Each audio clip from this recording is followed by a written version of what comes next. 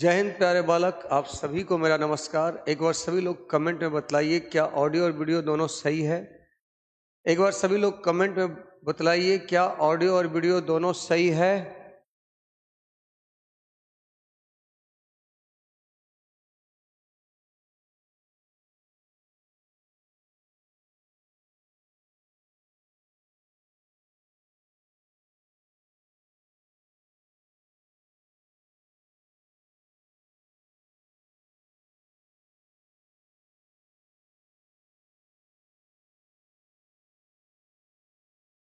चलिए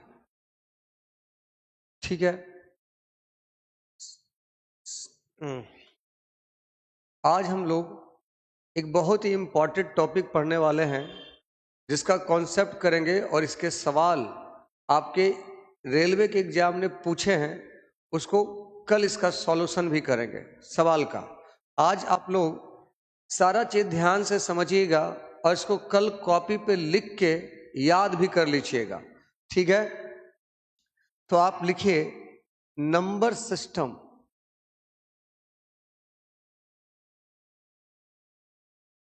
number system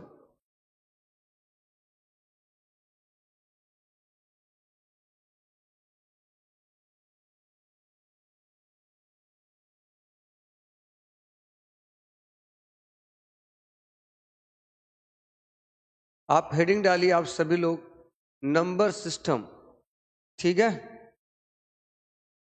देखिए, number को जानने के लिए, किसी भी नंबर को जानने के लिए एक सिस्टम की आवश्यकता होती है। आप कह सकते हैं कि कोई भी चीज हो, उसको अगर उसको आपका जानकारी चाहिए तो एक सिस्टम के तहत उसका आप समझते हैं, उसका अध्ययन करते हैं। तो इसी प्रकार नंबर को जानने के लिए, नंबर को जानने के लिए आपका सिस्टम की आवश्यकता होती है। सिस्टम की आवश्यकता होती है, उसी को नंबर सिस्टम कहते हैं। उसी को नंबर सिस्टम करते हैं। उसी सिस्टम में एक सिस्टम है आपका डेसिमल नंबर। उसी सिस्टम में एक सिस्टम है आपका decimal system. Decimal system, decimal system क्या है? इसमें कुछ अंक होते हैं 0, 1, 2, 3, 4, 5, 6, 7, 8 और 9। इसी 9 नंबर के तहत, सॉरी 9 नहीं 10, इसी 10 नंबर के तहत आप कोई भी संख्या लिख सकते हैं। डेसिमल सिस्टम में इसी 10 नंबर के तहत किसी भी संख्या को लिखा जाता है। किसी भी संख्या को आप लिखते हैं, किसी भी संख्या को लिखते हैं, ठीक है। तो आप ध्यान दीजिएगा, डेसिमल सिस्टम में आपका इतने नंबर्स यूज होते हैं और इसी नंबर को यूज करके, इस 10 नंबर को यूज करके आप किसी भी संख्या को लिखते हैं। जैसे आप एक संख्या लिख दिए 7834, ये एक संख्या लिख दिए। अब इस संख्या में रेलवे ने कई बार सवाल पूछा है कि आप बताइए फेस वैल्यू, फेस वैल्यू, और एक पूछता है इसी नंबर से 7834, इससे प्लेस वैल्यू, प्लेस वैल्यू, और इससे पूछता है फेस वैल्यू। फेस वैल्यू का हिंदी में आपको लिखा रहेगा अंकीय मान, अंकीय मान। फेस वैल्यू क्या है? जो अंक है, जो अंक है वही अंकीय मान है। जो अंक है वही अंकीय मान है। जैसे आपसे कहेगा कि इसमें 7 का फेस वैल्यू क्या है, 7 का फेस वैल्यू क्या है, तो आप कहेंगे 7 का फेस वैल्यू 7 है। 8 का फेस वैल्यू क्या है, तो 8 का फेस वैल्यू 8 है। 3 का फेस वैल्यू क्या है, तो 3 का फेस वैल्यू 3 है। 4 का फेस वैल्यू क्या है, तो 4 का फेस वैल्यू 4 है।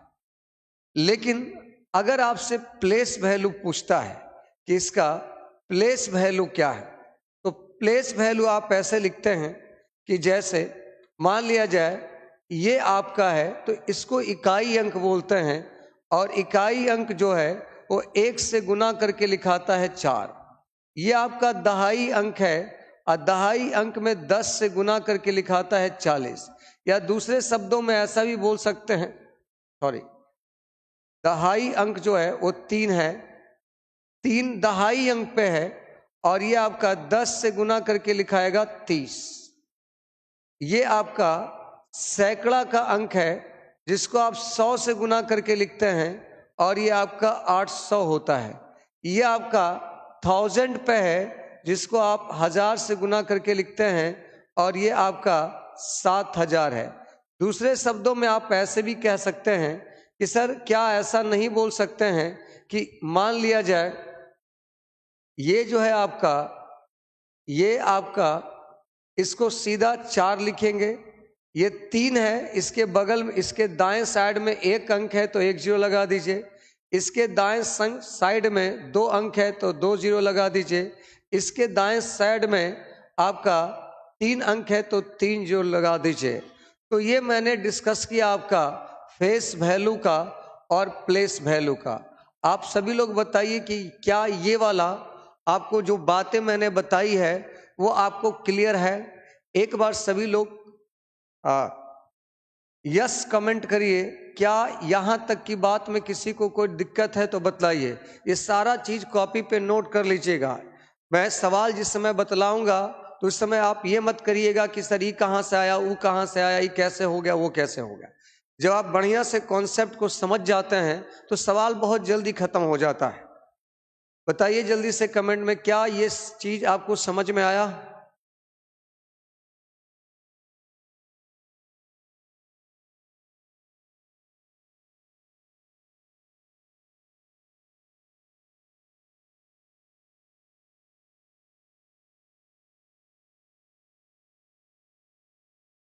चलिए, तो इस स्लाइड को हम हटाते हैं, बाद में इसको नोट कर लीजिएगा। हम पीडीएफ भेज देंगे, इसको पीडीएफ बना के भेज देंगे, बाद में अच्छे से कॉपी पे उतार लीजिएगा। नेक्स्ट देखिए, हम संख्याओं को वर्गीकरण करेंगे और उसके आधार पर संख्या को बांटेंगे। तो अगला हेडिंग रहेगा classification of number. Classification of number. Classification of number. आज चुपचाप बिना कुछ लिखे हुए आपको केवल समझते जाना है, समझते जाना है। नोट आपको कल करके आना है। संख्याओं का वर्गीकरण। और आप सभी लोग कल जब नोट करके आएंगे तो कमेंट बॉक्स में लिख दीजिएगा कि हाँ सर नोट करके आए हैं आज। संख्याओं का वर्गीकरण देखिए, सबसे पहले आपका संख्याओं का वर्गीकरण की बात करें तो आपका complex number. Complex number, complex number मतलब सम्मिश्र संख्या।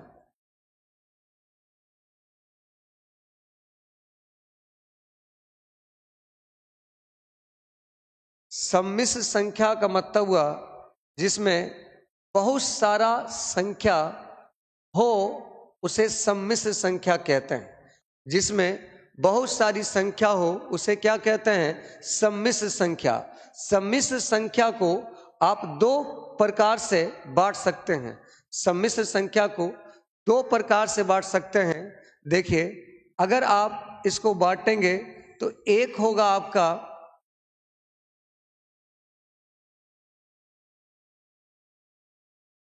देखिए, सम्मिश्र संख्या को मैंने क्या बताया आपको, कॉम्प्लेक्स नंबर। कॉम्प्लेक्स नंबर का मतलब हुआ आपका सम्मिश्र संख्या, जिसमें बहुत सारा नंबर हो उसे कॉम्प्लेक्स संख्या कहते हैं। ठीक है, इसमें जो है आपका दो प्रकार की संख्याएं होती है।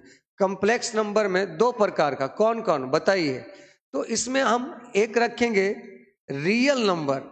रियल नंबर, रियल नंबर का मतलब हुआ वास्तविक संख्या। रियल नंबर का मतलब वास्तविक संख्या। और एक होता है आपका इमेजिनरी नंबर, काल्पनिक संख्या।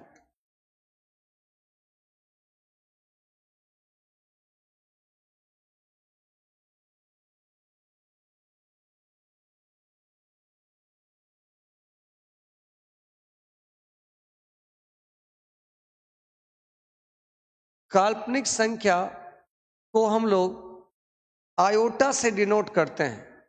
काल्पनिक संख्या को हम लोग आयोटा से डिनोट करते हैं। और ये आपका आयोटा का जो स्क्वायर होता है वो आपका -1 होता है। यानी आयोटा बराबर √-1। आयोटा बराबर √-1। इसको इमेजिनरी नंबर को हम लोग आयोटा से डिनोट करते हैं। आयोटा का स्क्वायर -1, यानी एक आयोटा बराबर माइनस आपका 1 होता है। ठीक है, √-1। दूसरा आपका रियल नंबर, वास्तविक संख्या। वास्तविक संख्या क्या है, जिसको नंबर लाइन पे रिप्रेजेंट कर सकते हैं वो सब आपका रियल नंबर है। रियल नंबर का मतलब हुआ आपका जिसको नंबर लाइन पे रिप्रेजेंट कर सकते हैं, जिसको नंबर लाइन पे, जिसको नंबर लाइन पर रिप्रेजेंट कर सकते हैं,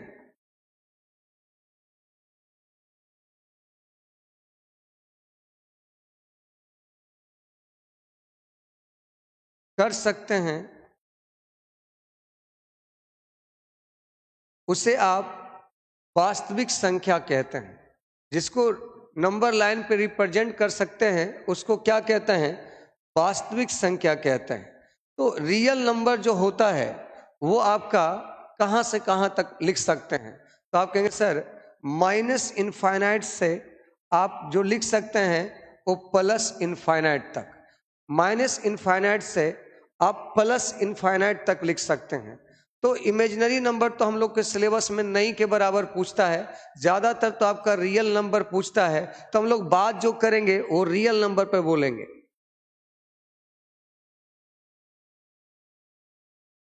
अरे बागड़े को हम बोल रहे हैं कि अभी नोट भी करना है, फिर बोल रहे हैं सिर्फ समझना है। अभी समझ लो और कल जो है आप क्लास में नोट करके आना। ठीक है, कल जो है नोट करके आना, समझ गए।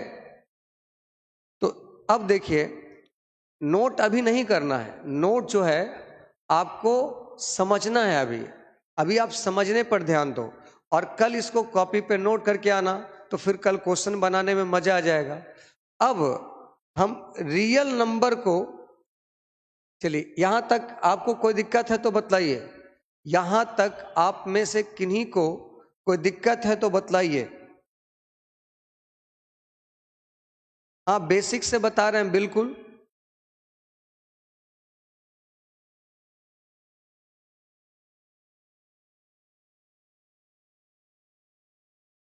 चलिए ठीक है, तो अगले स्लाइड में आप समझिए। रियल नंबर जो है, रियल नंबर जो है, वास्तविक जो संख्या है, इसको भी हम लोग दो प्रकार से बांट सकते हैं। वास्तविक संख्या को हम लोग दो प्रकार से बांट सकते हैं। कैसे कैसे बांट सकते हैं पहले वो समझ लेते हैं। रियल नंबर को हम लोग दो प्रकार से बांट सकते हैं। एक तरीका होगा आपका इसका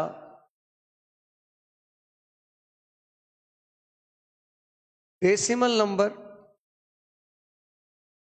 डेसिमल नंबर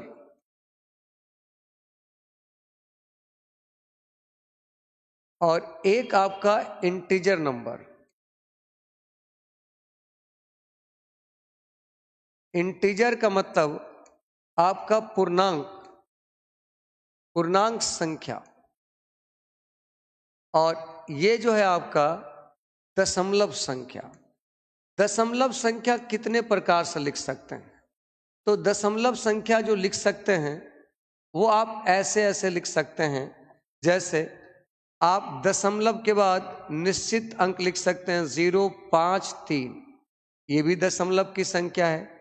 दशमलव के बाद आप 0, 7, 7, 7, 7 ऐसे 4 को फिक्स करके लिख दिए।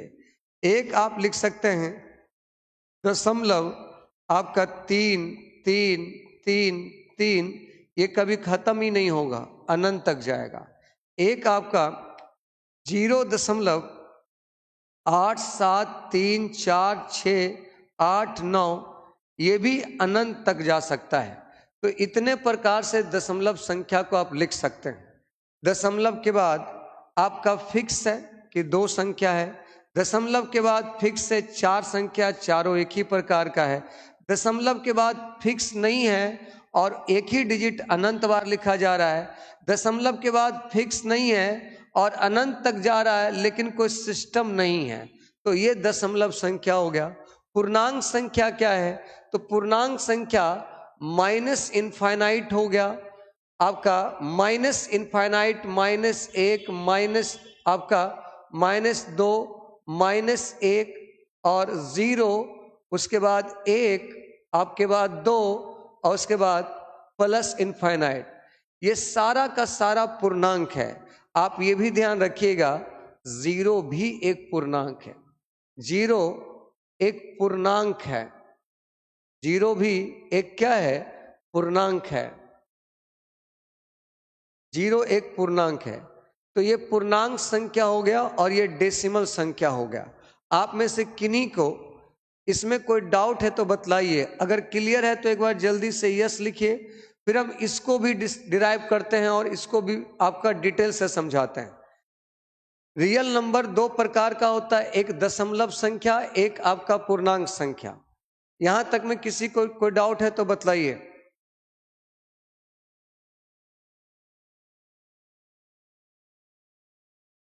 और बेसिक से बताइए सर। सतीश कुमार यादव, बिल्कुल बेसिक से बताएंगे भाई, अभी तो क्लास स्टार्ट ही हुआ, ही बेसिक ही तो है।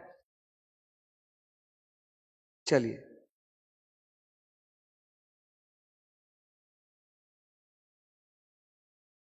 डेसिमल नंबर को फिर से बतला रहे हैं, देखिए ना। डेसिमल नंबर को भी हम 2 प्रकार से बांट सकते हैं। देखिए, डेसिमल डेसिमल नंबर को, डेसिमल नंबर है ये दशमलव संख्या, इसको भी हम लोग 2 प्रकार से बांट सकते हैं। दशमलव संख्या को हम लोग 2 प्रकार से बांट सकते हैं। कैसे? देखिए, दशमलव संख्या में एक जो होगा आपका terminating decimal number, terminating decimal number, जिसको रेकरिंग नंबर भी कहते हैं। इसका हिंदी होता है आवर्ती दशमलव संख्या, आवर्ती दशमलव संख्या। और ये जो होता है, ये जो होता है वो रेशनल होता है। रेशनल मतलब परिमेय होता है। ये परिमेय संख्या कहलाता है। रेकरिंग वाला संख्या परिमेय संख्या कहलाता है। एक होता है आपका non terminating decimal number, non terminating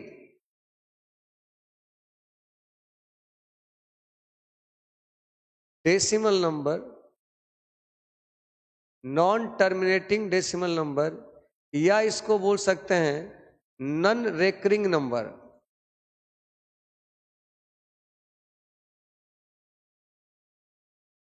non recurring number अनावृत्ति दशमलव संख्या।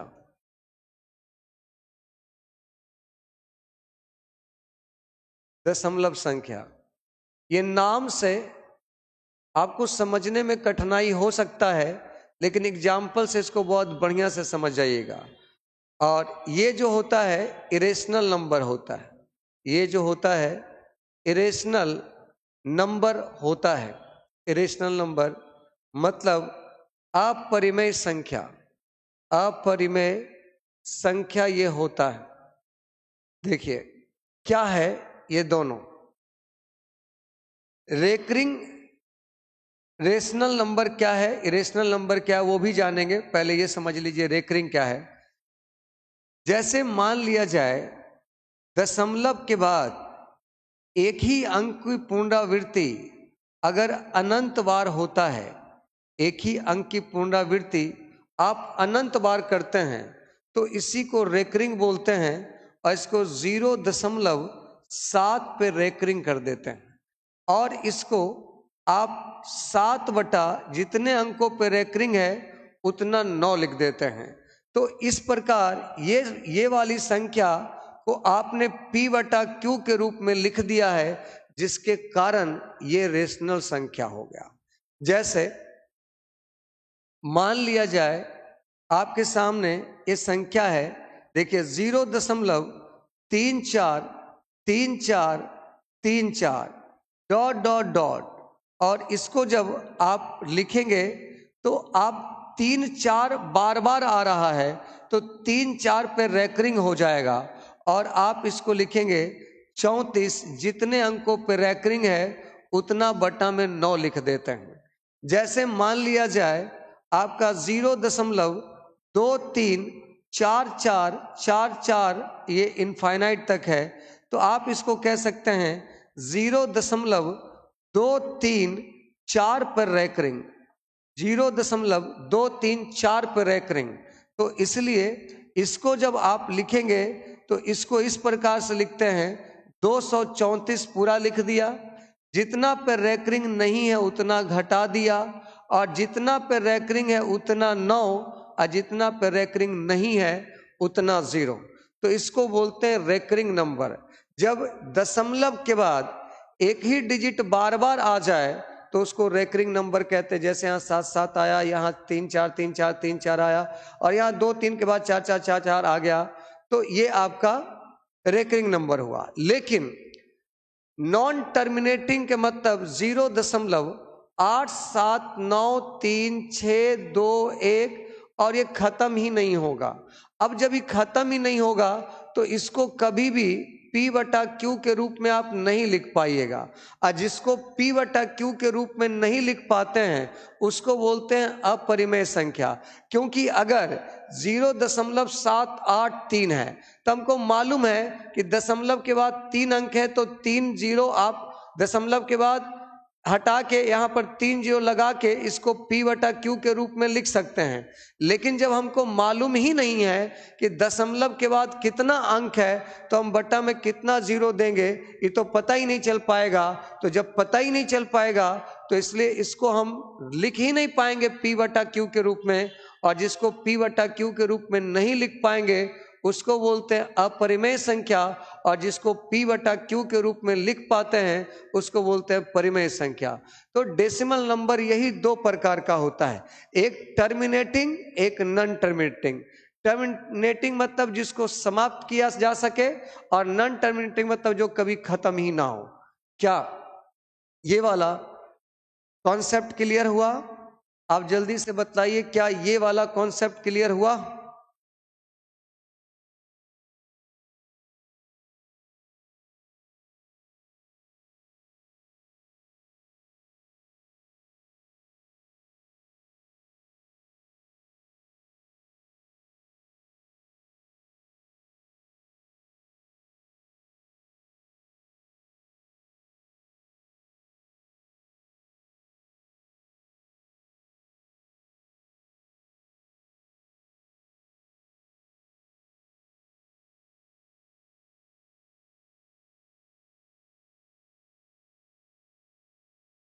जल्दी बतलाइए। Yes sir, yes sir, yes sir.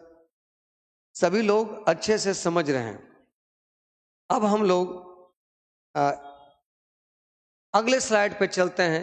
अब हम लोग रेशनल इरेशनल को समझते हैं। देखिए, किसी को कोई डाउट नहीं है? चलिए, बहुत अच्छा बात है।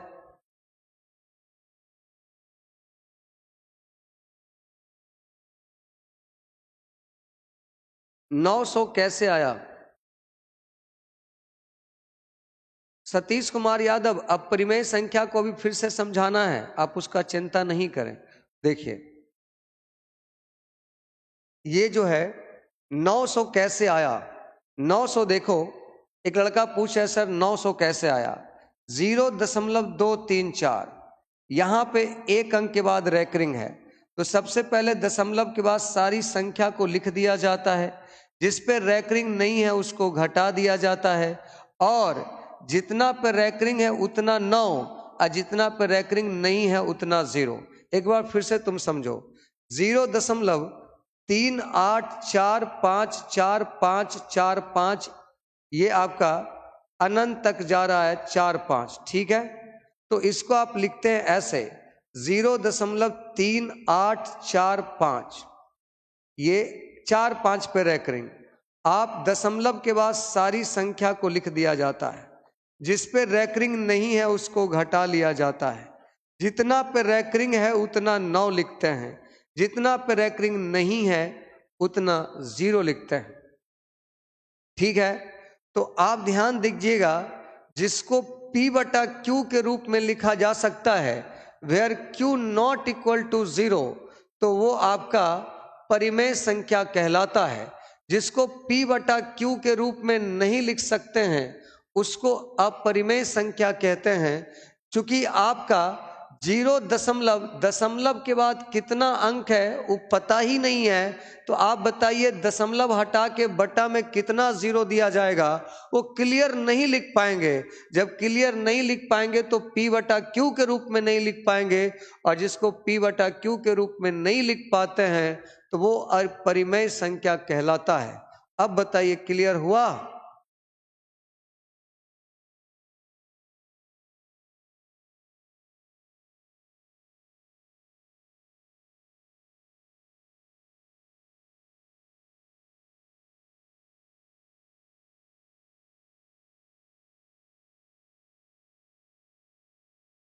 चलिए,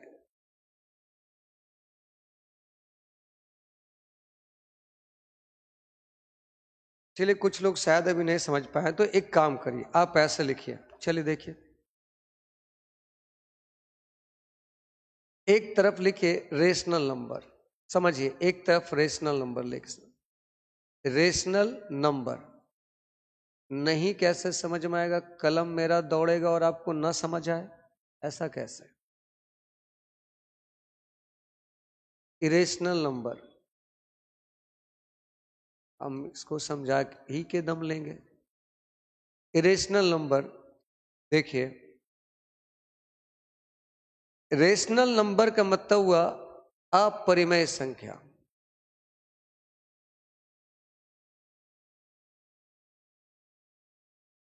और रेशनल के मतलब परिमेय संख्या। तो परिमेय संख्या क्या है और अपरिमेय संख्या क्या है, चलिए उसको समझते हैं। आप कह सकते हो कि वैसी संख्या जिसको P बटा Q के रूप में लिखा जा सके, जिसको P बटा Q के रूप में लिखा जा सके, वो सारा का सारा लिखा जा सके, वो आपका परिमेय संख्या है।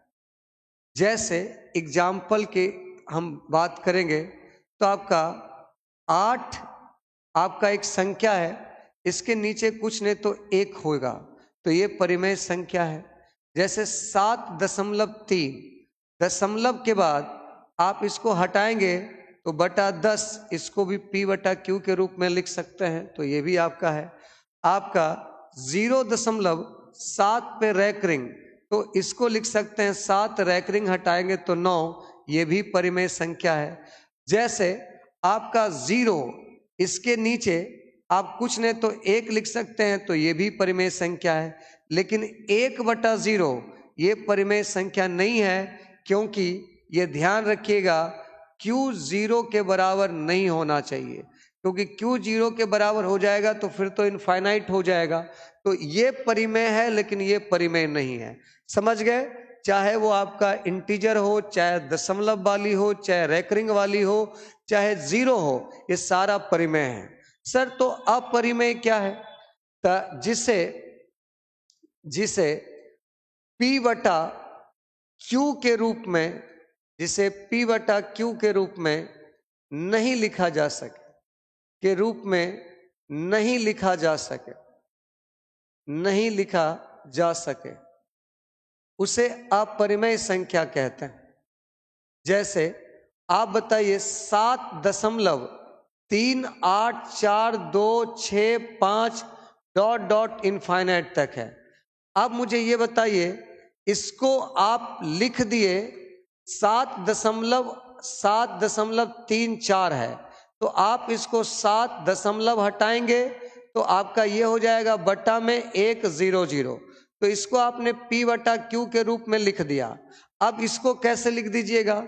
इसके बाद अनंत 0 है, और कभी भी दशमलव हटा के बटा में अनंत 0 तो नहीं लिख पाएंगे, तो P बटा Q के रूप में लिखा ही नहीं पाएगा ये। और जब P बटा Q के रूप में नहीं लिखा पाता है तो वो अपरिमेय संख्या होता है। आप समझिए, अगर आप यहाँ पर √9 लेते हैं तो √9 का मतलब 3 होता है, और 3 के नीचे कुछ नहीं तो 1 है, इसलिए ये परिमेय है। लेकिन आप अगर यहाँ पे मान लिया जाए √2 लेते हैं तो √2 का मान 1.414 नहीं, इसके बाद अनंत तक होता है।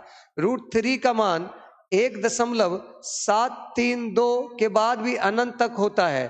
तो रूट में वैसा रूट जो आपका कंप्लीट बाहर ना निकले, वो सारा का सारा अपरिमेय है।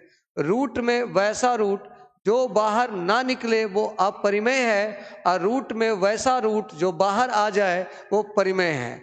जैसे अगर मान लिया जाए ये आपसे पूछे कि ये बताइए 64, तो आप कहेंगे इसका घनमूल 4 होगा, तो 4 के नीचे कुछ नहीं तो 1, तो ये परिमेय है। लेकिन अगर क्यूब रूट आपका 12 रहेगा तो ये कभी बाहर ही नहीं आ पाएगा, तो ये आपका अपरिमेय है। पाई भी अपरिमेय है, क्योंकि पाई का मान 3.14 तो आप याद किए हैं, लेकिन ये खत्म ही नहीं हुआ आज तक, इसलिए ये अपरिमेय है। लेकिन 22/7 जो है वो आपका परिमेय है, क्योंकि 22/7 P बटा Q के रूप में है, इसलिए ये परिमेय है। लेकिन पाई का एग्जैक्ट मान 22/7 नहीं होता, वो तो लगभग होता है। पूरा एग्जैक्ट मान 3.14 आगे भी चलता जाता है, खत्म ही नहीं होता है। तो इसलिए पाई आपका अपरिमेय है, बट 22/7 जो है वो परिमेय है। मैंने पूरा धागा खोल दिया। अब आपको परिमेय अपरिमेय में दिक्कत नहीं आना चाहिए। जिसको P बटा Q के रूप में लिख सकते हैं, जैसे कि पूर्णांक, जैसे कि दशमलव वाली संख्या, जो दशमलव के बाद निश्चित अंक हो, जैसे कि रैकरिंग वाली संख्या, जैसे में कि रूट में वैसा रूट जो कंप्लीट बाहर आ जाए, जैसे कि 0, ये सारा आपका क्या है? तो आप कहेंगे परिमेय है। अब परिमेय कौन है? जिसको P बटा Q के रूप में नहीं लिख सकते, रूट में वैसा रूट जो कंप्लीट बाहर नहीं आए, और पाई, ये सारा का सारा अपरिमेय है। अब मुझे बताइए, क्या आप सबको ये क्लियर हुआ कि अभी भी डाउट है?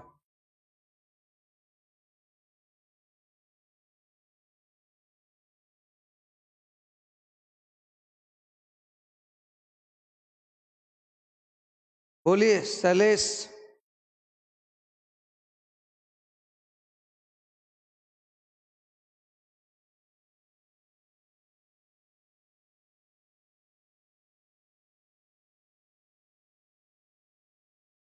पाई बटा 2 क्या होगा?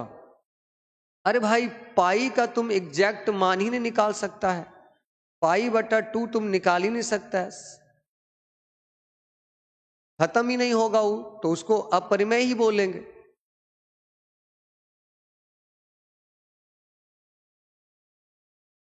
अब सबको क्लियर हो गया?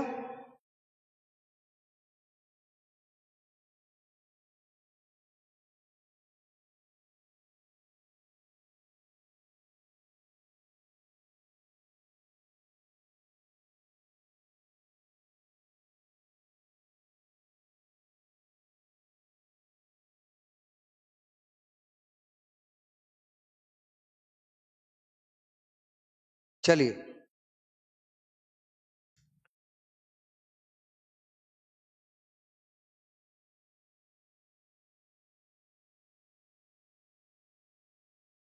अरे भाई एक लड़का लिख रहा है कि सर पाई बटा 2 क्या होगा, एकदम खुराफात के जड़ है। अरे भाई ये पाई आपका बटा 2 है, तो पाई जब इसमें इरेशनल नंबर आ गया तो इसमें किसी से गुना करो, किसी से भागा करो, कुछ भी जोड़ो, कुछ भी घटाओ, सब आपका इरेशनल नंबर ही रहेगा। और कुछ बोलना है? तुम्हारी जिज्ञासा शांत हुआ? रीजनिंग प्रैक्टिस बुक लेना है था, कौन सा बुक ले सर जी? आपको केवल प्रीवियस ईयर का क्वेश्चन बैंक ले लीजिए।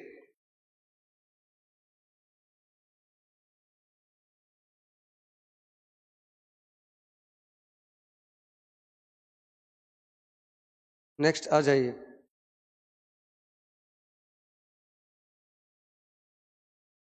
अब अगला स्लाइड में चलते हैं। रेशनल नंबर, रेशनल नंबर को भी हम लोग दो भाग में बांट सकते हैं। इतना धागा खोलने के बाद भी कंफ्यूजन होगा, तब तो हद है। रेशनल नंबर को भी हम लोग दो भाग में बांट सकते हैं। रेशनल नंबर को भी हम लोग दो भाग में बांट सकते हैं। पूर्णांक संख्या, पूर्णांक संख्या को हम लोग, सॉरी पूर्णांक लिखा गया, परिमेय संख्या।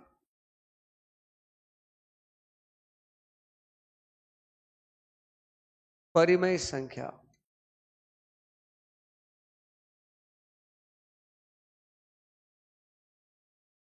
देखिए परिमेय संख्या को आप दो प्रकार से कह सकते हैं। एक आप कह सकते हैं डेसिमल नंबर, जिसको हम लोग ने पहले ही सीख लिया कि डेसिमल नंबर क्या है, दशमलव संख्या, दशमलव संख्या। और एक है आपका डेसिमल नंबर के बाद इंटीजर नंबर, यानी पूर्णांक संख्या। ध्यान दीजिएगा, ये पूर्णांक संख्या क्या है? ये तो हमारा अभी थोड़ा देर पहले ही कंप्लीट किया। इंटीजर जो है आपका माइनस इनफाइनाइट से लेके आपका प्लस इनफाइनाइट तक होता है। और इंटीजर को भी हम लोग दो भाग से बांट सकते हैं। देखिए, एक आपका पॉजिटिव इंटीजर,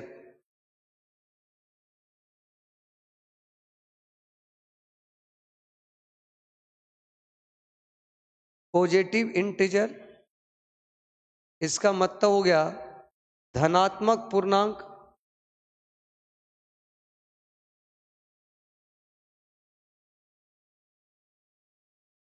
एक हो गया निगेटिव इंटीजर।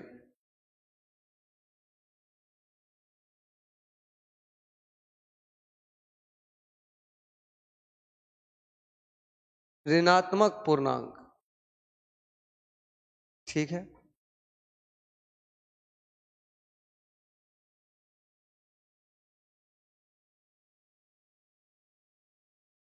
अगर पॉजिटिव इंटीजर को आप बोलेंगे तो ये जो आपका शुरुआत होगा वो आपका +1, +2, +3 डॉट डॉट डॉट इनफाइनाइट से। यहां देखिए, ये आपका ये जो शुरू होगा -1, -2, -3 से आपका माइनस इनफाइनाइट तक। तो इसको पॉजिटिव इंटीजर बोलते हैं, इसको नेगेटिव इंटीजर बोलते हैं।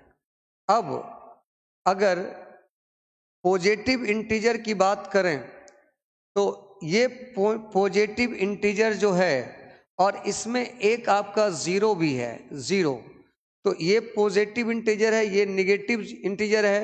और जीरो जो है, जीरो ना तो धनात्मक है, ना तो धनात्मक है, ना ही ऋणात्मक है, ना ही ऋणात्मक है,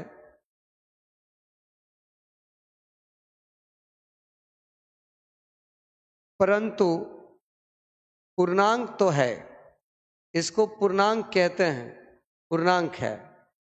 तो यहां तक में किसी को कोई डाउट है तो बताइए। जीरो ना तो धनात्मक है, ना तो आपका ऋणात्मक में आता है।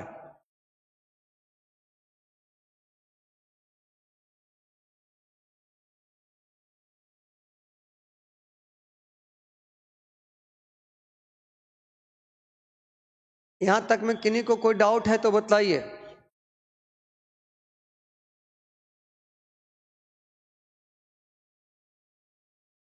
सुजीत यादव,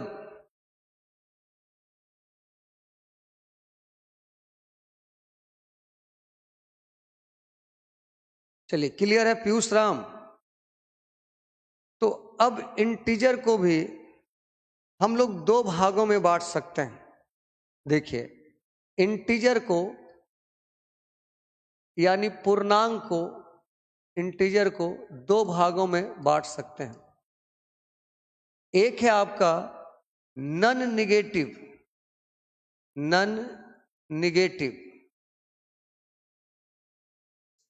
इंटीजर।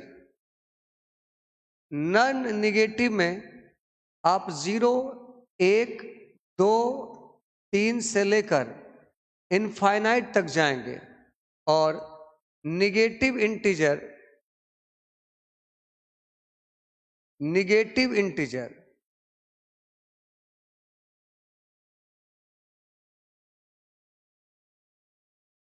ध्यान दीजिए, निगेटिव, तो यहां देखिए हम बोल रहे हैं नन निगेटिव। यहां पर मैंने पॉजिटिव लिखा, यहां पर इसके पहले मैंने पॉजिटिव लिखा, तो पॉजिटिव में जीरो को नहीं शामिल किया। यहां मैंने निगेटिव लिया, निगेटिव में भी जीरो को शामिल नहीं किया। तो जीरो को साथ में रखने के लिए हमने अगले बार कैटेगरी में इसको क्या किया कि इसको लिख दिया नन निगेटिव, मतलब निगेटिव नहीं। तो जीरो तो निगेटिव में नहीं आएगा और यहाँ पॉजिटिव तो लिखा नहीं है, तो इसलिए नन निगेटिव में जीरो भी आ गया। और निगेटिव में तो जीरो जाएगा नहीं, तो ये -1, -2, -3 आपका डॉट डॉट इनफाइनाइट में हो गया। अब नन निगेटिव इंटीजर को भी आप दो भागों में बांट सकते हैं। एक आपका without zero, without zero, without zero आपका क्या होगा, 1, 2, 3, 4, 5 dot dot infinite. Without zero आपका जो है उसी को कहते हैं नेचुरल नंबर, इसको कहते हैं नेचुरल नंबर। नेचुरल नंबर के मतलब इसको हो गया प्रकृत संख्या, इसको कहेंगे प्रकृत संख्या। लेकिन विथ जीरो, अगर जीरो को साथ में ले लेते हैं, विथ जीरो, जीरो को साथ में ले लेते हैं, जीरो को भी शामिल कर लीजिएगा, 0, 1, 2, 3 डॉट डॉट डॉट इनफाइनाइट तक, तो इसको बोलते हैं होल नंबर। आपका होल नंबर इसको बोलते हैं, होल नंबर इसको कहते हैं, पूर्ण संख्या। एकदम बेहतर तरीके से एक एक पॉइंट आपको समझाने का प्रयास कर रहा हूं। मुझे उम्मीद है आप बहुत बढ़िया से चीज़ों को समझ पा रहे होंगे। मैंने non negative, negative, non negative में जीरो भी शामिल हो गया, और जीरो को शामिल कर लेते हैं अगर, तो ये शामिल कर लेते हैं तो होल नंबर कहलाता है, जीरो को छोड़ देते हैं तो नेचुरल नंबर कहलाता है। यहां तक क्लियर है? आप सभी लोग कमेंट में भी यस लिखते रहिएगा।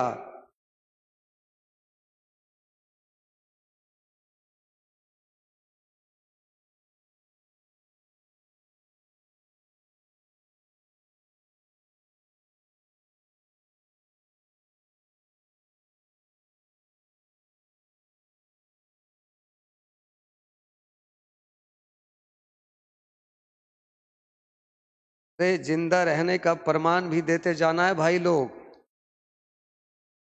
पढ़ाने में बहुत मजा आ रहा है सर गुरुजी। चलिए ठीक है, तो ये ध्यान रखिएगा, प्रकृत संख्या में जीरो नहीं आता, पूर्ण संख्या में जीरो आता है। अब जो है इंटीजर को और भी बांट सकते हैं। देखिए इंटीजर को, पूर्णांक को एक दो भागों में और भी बांटा जा सकता है। इंटीजर पूर्णांक, देखो पूर्णांक को हम ये भी कह सकते हैं कि इसको बांटने का एक तरीका ये भी है कि आप इसको इवन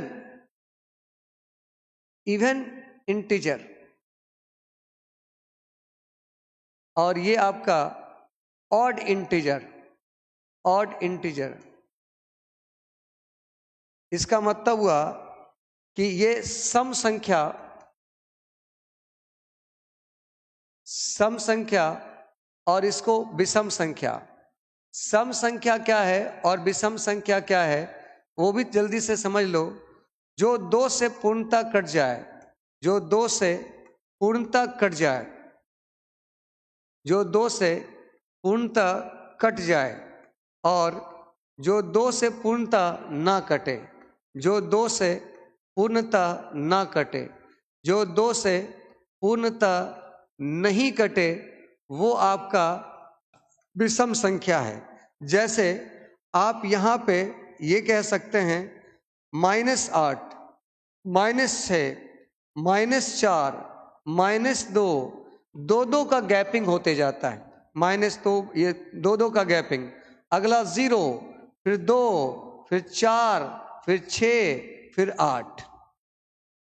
तो ये जो है आपका निगेटिव इवन नंबर, ये आपका पॉजिटिव इवन नंबर, और ये आपका इवन ही है, इवन नंबर ही है। 0 एक सम संख्या होता है, ठीक है। आगे देखिए, जो 2 से पूर्णतः विभाजित नहीं होगा, जैसे कि -7, -5, -3, -2, -3, -1, आपका +1, +3, इसमें भी दो दो का गैपिंग होता है, +5, और ये आपका इनफाइनाइट तक होगा। और ये जो दो से ना कटे वो विषम, जो दो से कट जाए वो सम। और ये भी ध्यान रखिएगा कि अगर आप ऑड में ऑड नंबर को जोड़ते हो, ऑड में ऑड नंबर को जोड़ते हो, तो आपका एक इवन संख्या आएगा। और अगर इवन संख्या में इवन संख्या को घटाते भी हो, जोड़ते भी हो इवन संख्या, तो भी आपका इवन ही आएगा। लेकिन आप ऑड या इवन में जोड़ और घटाव इवन का करते हो तो आपका ये ऑड ही रहेगा। क्लियर? आप सभी लोग बताइए, क्या ये दोनों पॉइंट क्लियर हो गया? हाँ, 0 भी इवन है। सर जी आप कितना मेहनत करते हैं हम लोगों के लिए, बहुत। अब मेरे मेहनत का फल भी आप लोगों को देने का काम है कि जब रिजल्ट हो जाए तो एक बार जरूर मिलिए, और लोगों का भी हौसला उससे बढ़ेगा। जो लोग नहीं भी पढ़ते हैं उनको भी फिर पढ़ने का मन करने लगेगा। इसको एग्जाम्पल देकर बतलाना है, बताओ। 0, 0 तो 0 जो है वो आपका किधर लेके हम इवन इंटीजर में। 0 एक सम पूर्णांक है, 0 एक सम पूर्णांक है भाई। ये एग्जाम्पल देके समझाएं। अरे देखो 13 में 15 जोड़ो, आपका 28 हुआ। 17 में 5 घटाओ, 12 हुआ। देखो इसको जोड़ा, ऑड में ऑड जोड़ा तो भी इवन आया, ऑड में ऑड घटाया तो भी इवन आया।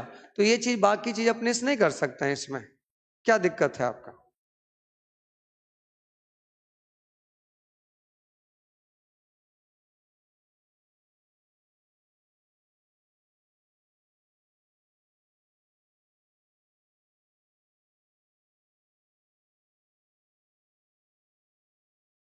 चलो अब आखिरी पड़ाव पर हैं हम लोग। अब एक हेडिंग और डालो, सबसे important positive integer.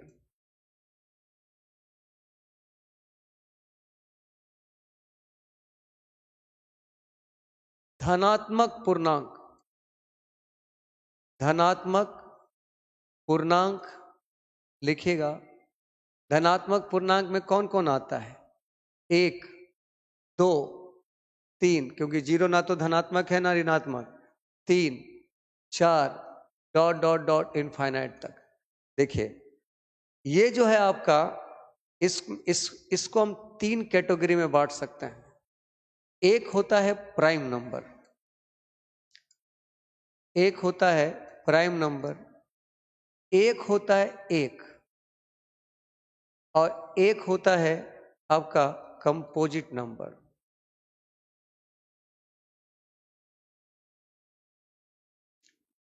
Composite number मतलब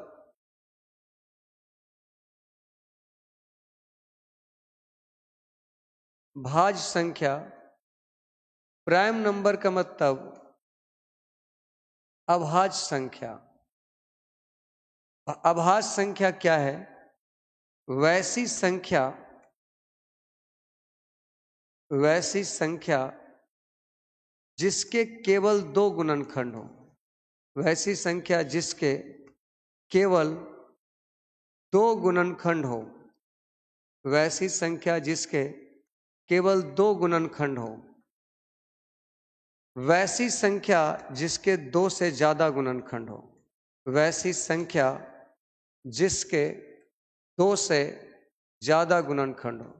वैसी संख्या जिसका 2 से ज्यादा गुणनखंड हो।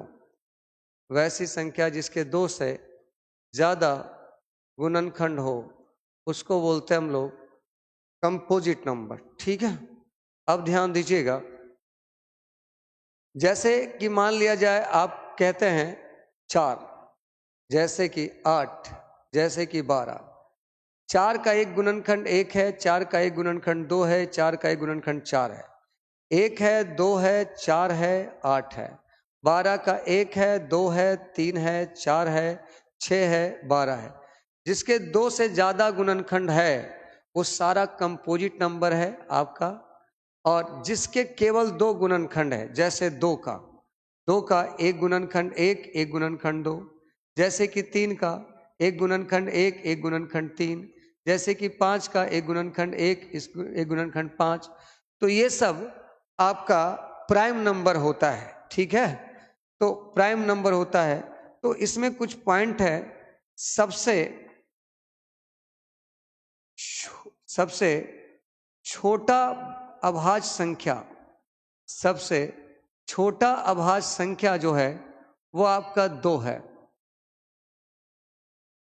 सम अभाज्य संख्या जो है वो एकमात्र है। सम अभाज्य संख्या वो है आपका 2 ही है। आपसे कई बार रेलवे के एग्जाम में धड़ल्ले से पूछता है कि 1 से लेकर 1 से 50 तक में, 1 से 50 तक में अभाज्य संख्या कितनी होती है? तो 1 से 50 तक में अभाज्य संख्या जो है 15 होता है। आपसे कई बार पूछा है 50 से 100 तक में अभाज्य संख्या कितना होता है? 10। आपसे कई बार पूछा है 1 से 100 तक में अभाज्य संख्या कितना होता है? 25। आपसे कई बार पूछा है 1 से लेकर 200 तक में अभाज्य संख्या कितना होता है? 46। आपसे आगे पूछ सकता है 1 से 1000 में आपका कितनी अभाज्य संख्या होती है? तो 168।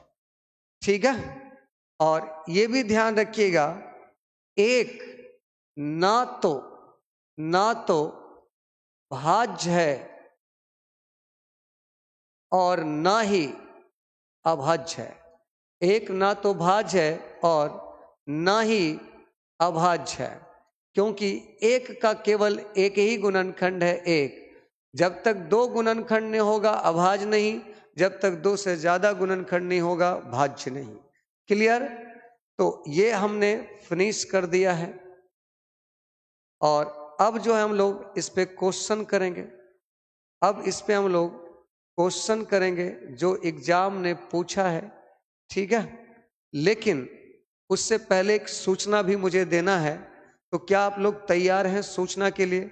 और कॉपी पे नोट करने के बाद इसको याद कर लेना है और कमेंट में लिख देना है कि सर नोट कर लिए हैं, नोट कर लिए कॉपी पे और याद भी हो गया। नोट एंड रिमेंबर, ये आप कमेंट में लिख देंगे करने के बाद। नोट एंड रिमेंबर मतलब याद कर लिए, ये दोनों कमेंट बॉक्स में लिख दीजिएगा हो जाने के बाद। लेकिन आपको एक सूचना देना है, आप सभी लोग अगर बोलेंगे तो सूचना हम आपको सुनाएंगे, लेकिन यहां तक पहले क्लियर है? तो ये क्लियर हो गया? जल्दी से बतलाइए, फिर कल का शेड्यूल हम आपको बतलाते हैं।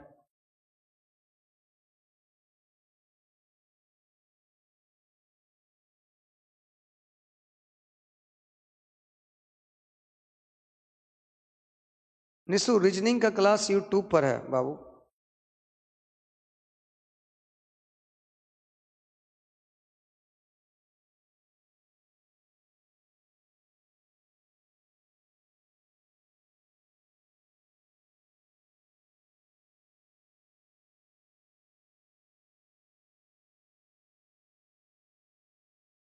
चलिए, क्लियर है? तो मैं आपको एक बात बतला रहा हूं। अभी हाल फिलहाल क्या 18 और 20 तारीख को सीजीएल का मेंस का पेपर हुआ। 18 जनवरी और 20 जनवरी को सीजीएल मेंस का पेपर हुआ है और उसका आंसर की भी आ गया है। मैं चाहता हूं कि जो भी एग्जाम पढ़े और उसका आंसर की आए तो उसके सवाल भी लगा लो आप।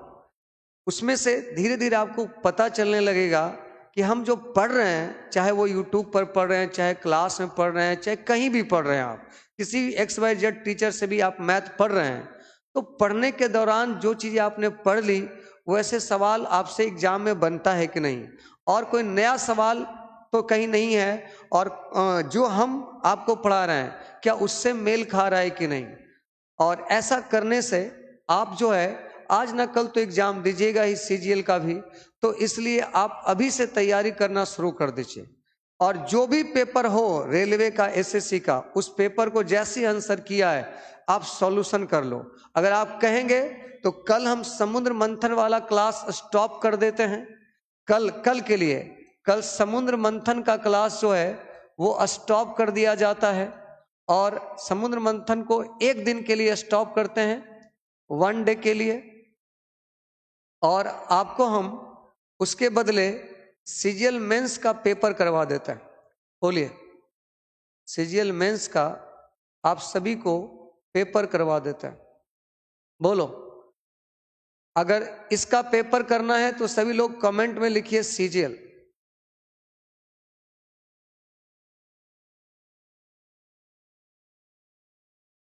सबसे छोटी भाज्य संख्या कौन है? सबसे छोटी भाज्य संख्या 4 है।